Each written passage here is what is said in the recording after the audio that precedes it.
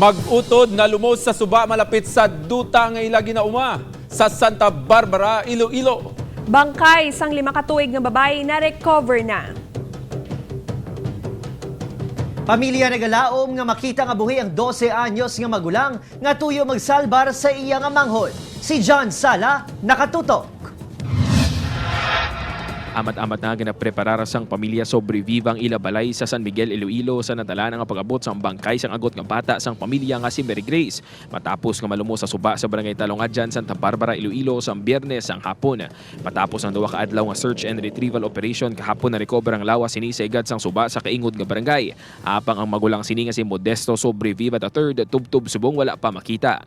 Suno sa Santa Barbara, PNP naghampang ang magutod sa duta ang ginauma sang ilag ginikanan malapit sa suba. Una nga nahulog si Mary Grace kay gintinguan pa nga salbaron ni Modesto apang ginanod man ini isang tubig.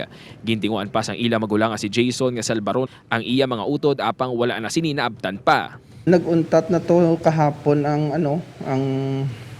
mga volunteer nga rescue group naton kag for still nga may naga-monitor gyapon sa area para nga base pa man lang makita ini nga 12 years old. Suno sa Iloy sa mga bata nga si Elizabeth upod man sang 3 ila amay apang wala na sini matalupang dan pang iya mga bata. Pag na, sige ta na ba na ko harvest ka tarong kagukra. Ang kabataan ta na, ay guro ka nga nagagtugro sa suba bala o ta na sa kilid lang bala ka suba. 3 ka mga rescue team upod ang Philippine Coast Guard na nagtinguha nga ma-rescue ang mag-utod. Retrieval ini sa sir.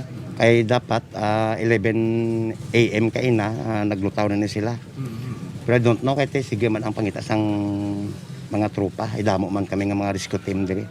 Nagalaom naman ang pamilya nga buhi pa si Modesto. Ako na paano ko mga pasalamat man ko sa naga-support nga na makasanan na nakita ang kabataan ko.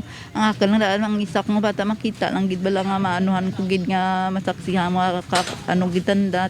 Upod kay Cirilo Linduque, John Sala, 1 Western Visayas.